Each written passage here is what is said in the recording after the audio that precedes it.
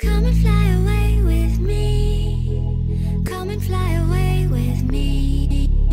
Come and fly away with me. Come and fly away with me. Hi guys, welcome back to my channel. This is Lady Gaggers. So today guys is May 9 yata guys. So today is May 9. Ano na siya guys, it's 4:35 in the afternoon. So late na ako nakapag-vlog, nag-start ng vlog ko. So andito lang tayo sa bahay ngayon guys. I'm in 5 days sick leave. Since yesterday. So andito ako sa baba, sa basement guys, ako naglalaba. And then ito, tutupiin ko lahat ito guys, tutupiin ko siya. Yung iba naman kasi hindi naman siya tinutupi, inano lang siya, hinahang namin, lalo na yung mga clothes ni hubby. Lahat, halos lahat guys, namin, hinahang lang namin yung yung mga dress namin, yung mga clothes pala, yung mga clothes. Pero pag andito kasi ako sa basement guys, nanonood ako ng video. Ayan guys, so nanonood ako, sinastop ko lang muna kasi nagsasalita ako. So, sick leave ako guys until sa Monday pa ako mag-start ng work. So nag-sick leave ako ng 7, 8, 9. So 8 pala ngayon guys. Bukas pa yung 9. So 8 ngayon. So since yesterday yung sick leave ko. And then day off ko naman ng weekend. So parang tuloy-tuloy yung yung off ko guys. So ngayon tayo magtutupi ako guys kasi gusto kong pag nanonood ako dito sa basement, gusto ko na may ginagawa ko. So tinutupi ko siya, tapos dinadala ko doon sa room namin, at tapos hinahang ko na naman. Ayaw ni hubby ng ganon kasi double work daw yun. Totoo naman kasi double work yun, pero gusto ko kasi na may ginagawa ko while nanonood ako ng kahit ano dito sa basement. So, yan guys, magtutupi muna ako ngayon while magwa-watch ako nagwa-watch ako sa Happy Islanders guys, kasi naggumagawa si Andy ng binangkal. So I will try it soon kasi hindi pa kasi ako pwede maggalaw-galaw guys na mabigat or using my right arm. So bukas 48 hours bukas guys, so pwede na ako at 2 o'clock bukas pwede na akong magalaw-galaw. So for now, ito lang muna ang gagawin ko, na magtupi-tupi. Hindi naman siya mahirap gawin at hindi din naman siya mabigat. So for now, I'm good with this one. And then mamaya magluluto tayo mamaya guys. We'll bring you today in my whole day, not whole day, half day na talaga guys, kasi pagabi na, 4:40 na siya. So magtutupi muna ako dito guys while mag-watch ako ng YouTube.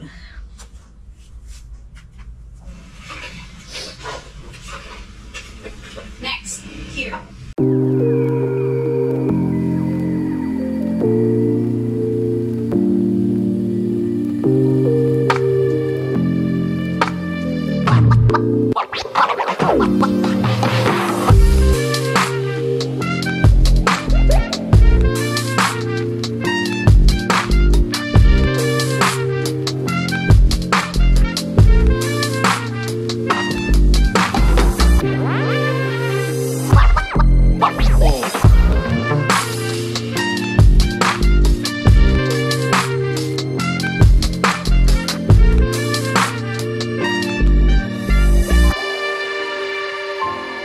A few moments later. So guys, tapos na akong nanood ng movie doon sa basement at saka yung YouTube. And then tapos na din akong nagtutupi guys. So ngayon, tayo guys, magluluto ako ng Thai soup. So sa aking Thai soup guys, sandali pakita ko sa inyo. Hindi siya simple version lang yung sa akin. Simple version, para yung pangmadalian na Thai soup. So ang ginagamit ko guys is itong buttered chicken. Yun na ginagamit ko. At saka lagyan ko siya ng coconut milk. And then, pumili ako ng ginger na paste. Ginger paste. Ito yung itatry ko guys. Kasi masarap naman nung una na ginigrate ko yung ginger. And then, ano pa ba? Meron ako dito yung scallion guys. Yan. Yan yung last na nagluto ako yan, ginagamit ko. Tapos sinano ko lang sa tubig. Parang walang tubig na siya guys. Lagyan natin ng tubig. Tapos yung ito, inano ko yan kanina. Omelette ako kanina. So, yan ang ginagamit ko. And then, nagano ko dito guys. So, wala, isa pa yung tumutubo niya guys. Hindi ko alam kung ano yan. Parang okra yata. Yan, cucumber. And then, maglagay tayo ng, ito yung vermicelli rice guys. Yun ang ilalagay ko din. And then, kanina, si Habi guys, nag-grocery. And binilhan niya ako ng mango. Masarap siya guys. At saka, bumili din siya ng 2 sakong bigas. Itong 2 sako, hindi kasi ako pwede mag-carry guys. So, iniwan namin yan. Tapos, yung scented jasmine, instead na 20 something siya, naging $13 lang siya guys. So, binila niya ako ng 2. At saka yung mga tools dyan guys. So, kasi nagano kami, sana next time ko na ipakita sa inyo na nag-demolish kami ng garage namin. So, ang gagawin natin ngayon is magluto. Meron na ba ako lahat? Yung coconut milk pala yun guys. Sandali, meron akong coconut milk dito.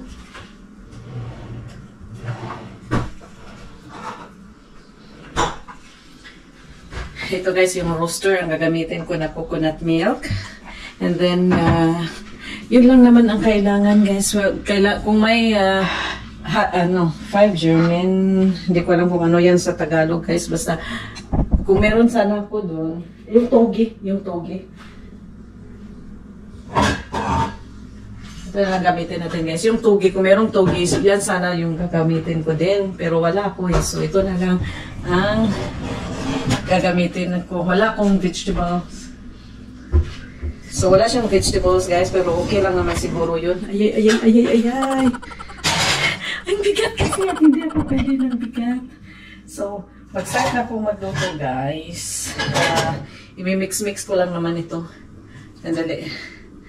I-mix-mix lang natin yan. Yung ito. Ito. And this one. Ito yung madali ang guys. Madali ang Thai soup. Na natutunan ko ito sa trabaho.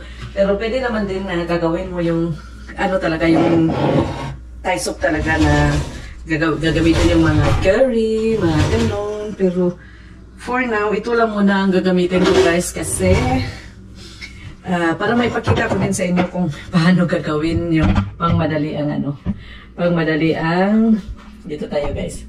Pangmadali ang Thai soup. So, open muna natin ito.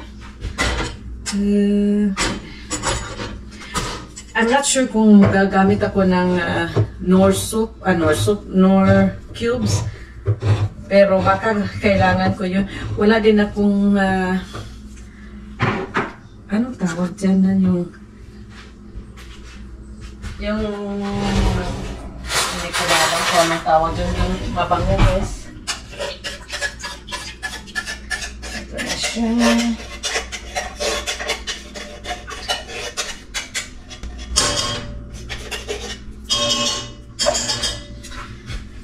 Gusto ko sana ipakita sa inyo guys. Ay, pwede siguro. Hindi kasi siya magano yung No. Ito na lang guys. Hindi kasi siya magano dyan yan. And then i-open natin yung this one. So pag i-open ko natin to guys, kailangan ko ng force. Hindi ko alam kung kaya ko. Kasi hindi pwede. Pero kaya siguro guys. So we'll try. Oh my God. No. Hindi kaya dyan. Ito hindi kaya nito. Pero 24 hours na guys, pwede na siguro akong kahit konting force lang. 24 to 48 hours kasi, pero sabi ng doktor sa akin is 48 hours. Hala! Ah! Okay na siya guys. Yan na natin dito. Ihalo-halo lang natin dyan. Ano ba tawag dun eh?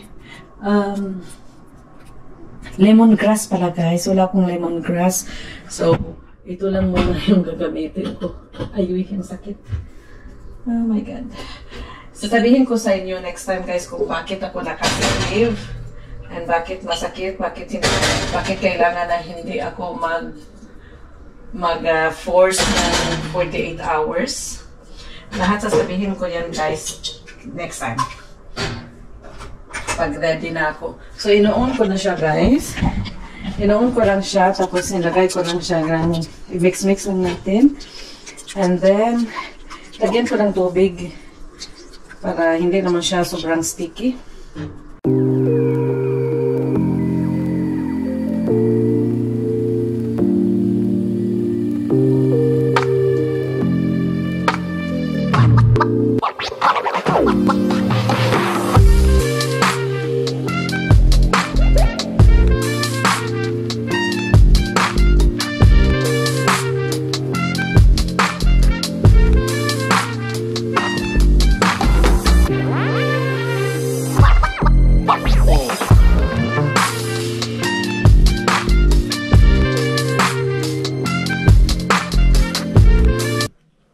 Tapos ano ko siya guys, ikakat ko muna ito para didiretso na lang ito mamaya pag ready na siya.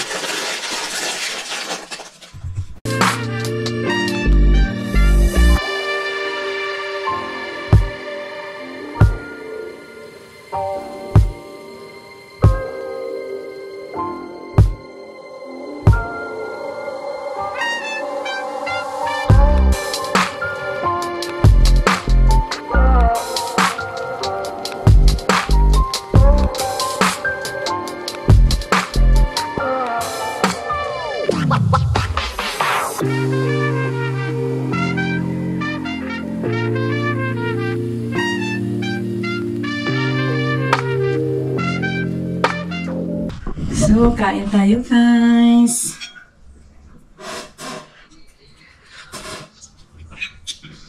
I-prepare ko ito ng bread. So, thank you for watching guys. Ito lang yung Thai soup ko na simple version. So, next time, ipapakita ko sa inyo kung meron akong mga ingredients yung ano talaga yung Thai soup na made in scratch talaga. So, pag madali ang Thai food, Thai soup, so ito yung ginagamit namin, chicken butter with coconut milk. So, thank you for watching guys. Don't forget to like, subscribe, and share. I love you all. Bye.